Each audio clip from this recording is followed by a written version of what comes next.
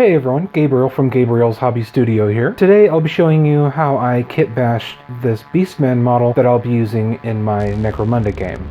So while I was at my local gaming store, I went through the bits bin and I found all of these blisters of miniatures, and I thought they would be perfect for kitbashing. I'm planning on using the miniature as the main body for the conversion, and then just doing some simple swaps and chops later. I'm dry fitting the model now so that way I can see what it looks like as it was intended to be put together.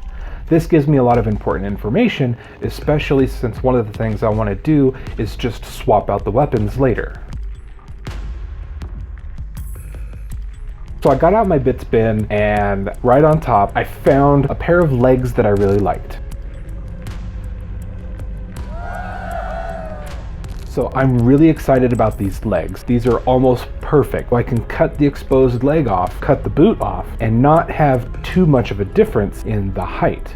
So I found these two axes. I think these will fit perfectly for what I want to do as a more modern axe, or a post-apocalyptic axe. So now I'm just taking the axes and putting them up next to the model so that way I can see if there's a scale difference between the arms and the weapons.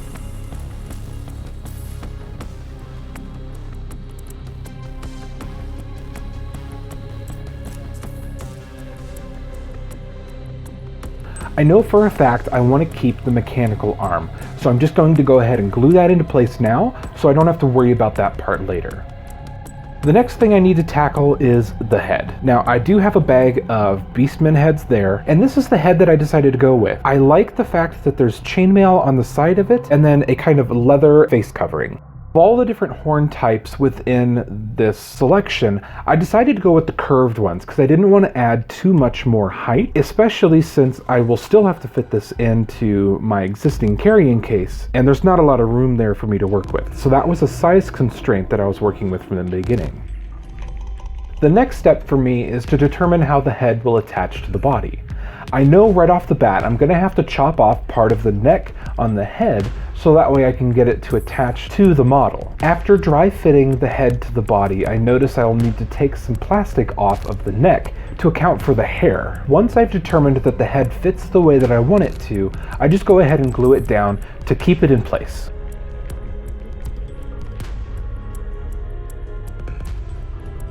Since I've decided to keep the arms of the model, I'm just going to clean off the mold lines and then glue it onto the model, preparing it for the weapons that I'll be working on shortly.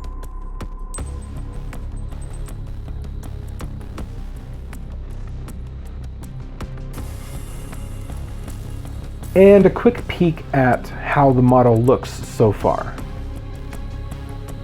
As I stated previously, these boots are a perfect replacement for the uncovered legs on the model that I'm using. So I'm just going to cut the boots off and I'm going to cut the legs off and make sure that I've got two semi-flat surfaces that I can glue to.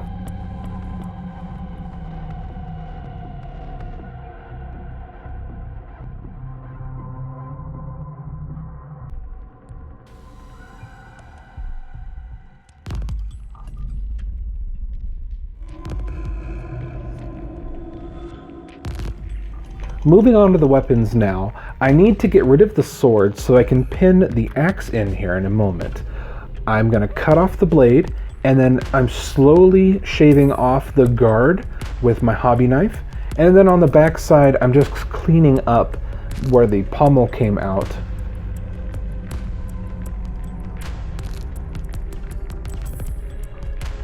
And off screen, I've already prepared both of the axes for pinning and slotting. I will be taking a paper clip with a plastic cover on it and inserting that into a hole that I've drilled in the mechanical hand to serve as a pin.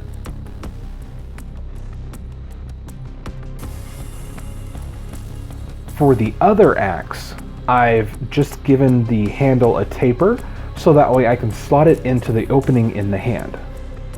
So with all the glue on the model, I'm going to turn my attention to the base. All the bases that I use for my Beastman gang are all hexagonal in shape. I would prefer that my base have some industrial elements to it, and not just be a flat texture. What I'm going to do to achieve this pseudo-industrial look is have half of the base covered with a textured card, and the other half of it's going to be made of these pieces of zip tie.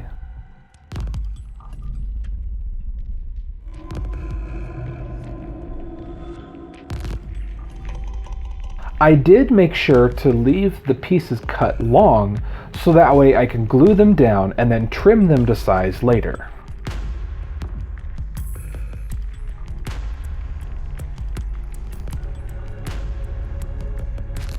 A quick note about the material that I'm using for this card. Right now, it's really hard to see the detail on this card. However, in the next video when I paint the model, you'll be able to see all of the ridges pop out once I put down the wash. Now that the base is finished, I'm moving on to an accessory I want to add to it later. I have a Cadian helmet that I found in my bits bin and a skull that I found in my vehicle accessories. In order to get the skull to fit into the top of the helmet, I do need to cut the top of it off so that way it's flat. I also need to chamfer the edges of the skull so that way it fits into the helmet better. Once I've got that finished, I just add a little bit of glue to it and set it aside to dry. I'll attach it to the base later. Now that all the main joins on the model are dry, I go through and just add extra armor plating. I'm taking a shoulder pad from one of the Space Marine kit. I have to shave the inside of it so it fits around the shoulder of this model. I'm also taking a spiky shoulder piece that I found in my bin as well, and attaching that to the other shoulder.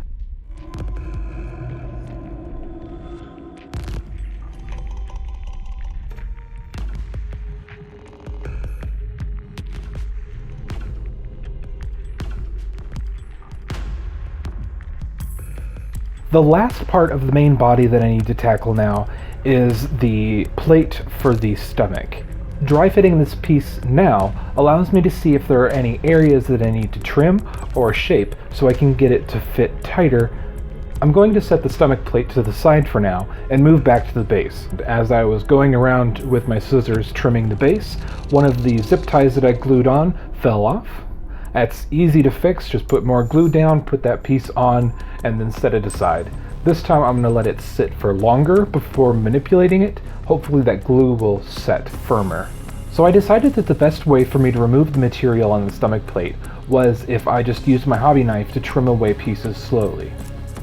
In hindsight, there are better ways of doing this, where you can take sanding sticks or sanding paper to remove that material. You could even use files to remove the material, and it would be a little bit safer. A note for everyone watching at home: these hobby knives are incredibly sharp, and you should not cut towards yourself. Now, with the trimming done, I'm just going to go ahead and glue it in place and make sure that it's seated firmly within that cavity.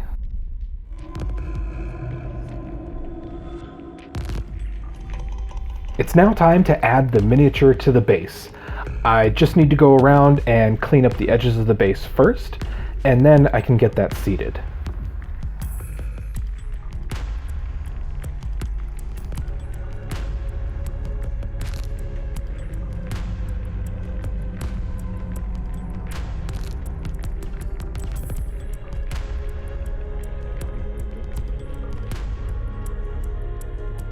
Right here is something that I want to make a note of. As I was going around trimming the base, I noticed that there was a section of the zip tie that I glued down that didn't have glue covering all of the surfaces. I know that miniatures get banged around while you play with them, and this might be an issue later with that whole section of zip tie just peeling off. As a preventative measure, I'm just taking super glue and pushing that into the crevice with a paper clip.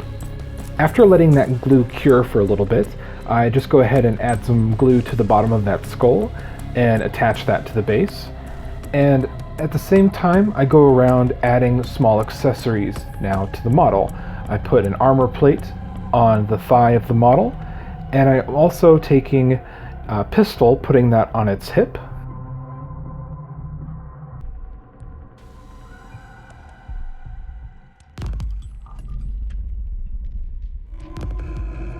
And here's the model that we just made compared to one of the models I'm already using for my gang. And I think this is going to fit perfectly.